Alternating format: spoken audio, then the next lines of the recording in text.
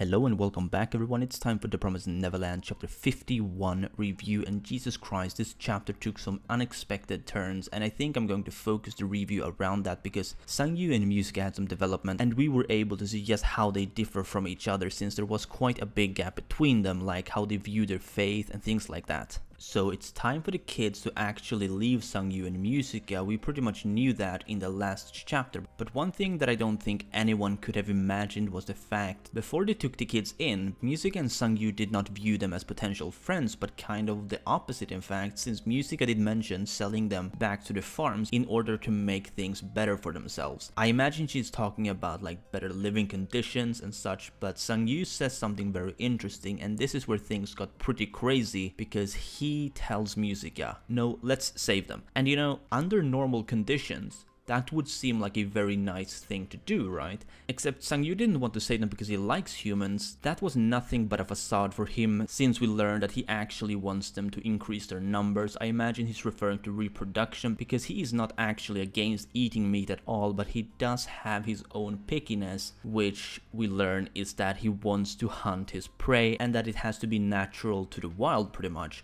So anyone born in a plantation simply won't do. So obviously if Emma and the others manage to make a living in the world of demons and make babies and shit, then Sangyu's interest in them is going to become very high. The way he was tricking them into believing he was such a nice guy is actually very interesting in itself, because if you think about it like this, he never intended on hurting the children that were actually invited, since none of them are born in the wild as far as he's concerned. So these people specifically and others from plantations are in fact not being threatened by him in the slightest. Simply their children and whatnot, which I find rather cool, and the reason why I do is because it actually reflects on his and Musica's faith. I'm not going to draw any direct parallels, but think of a religion in general.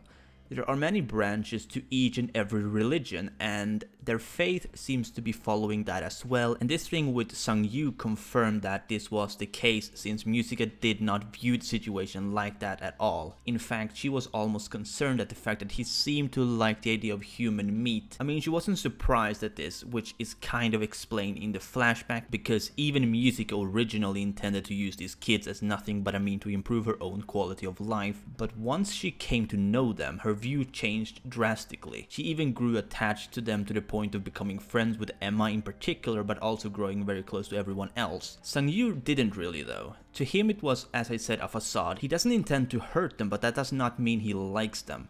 He simply follows his own faith by only eating human meat as long as he's naturally born in the wild. I could very well see him becoming an enemy in the series if there is a major time skip at some point. Now, I don't know if I believe that there will be, but if there is, he's definitely a potential enemy. Not Musica though, because we did see how Musica gave Emma this locket or whatever, and when Sangyu asked what she said to Emma, she kept that information from him, so Musica does without question not agree with Sangyu's ways. Again, it just shows how their faith works like any other religion that you can find in the real world. So the other thing to talk about is of course Emma and the others, because we did see them reaching their destination in one piece, and to their surprise nothing could be found, which have them all worried. Nothing strange about that. I mean, they expected some kind of clue to finding Minerva when arriving, but instead they're met with nothing. No buildings, no signs, no nothing, just a massive open space stretching as far as the eye can reach. So where do they go from now? Well, that's a very good question. I mean, they don't really have anything more to go on unless that message hasn't been fully deciphered, which I find likely. I mean, I bet that there are some instructions on it that might be of use, but from what we've seen, all Minerva says in the message is for them to come find him. So there will either be some hidden clue in that message that reveals his whereabouts, or as I said, there may be parts still to be seen in that message, because Minerva most likely wants to make the message only to be found by humans who actually wish to find him, not say a demon or someone else who has no intention of escaping. Based on how the story is being written right now, I'm pretty sure it's going to be a mental challenge finding him,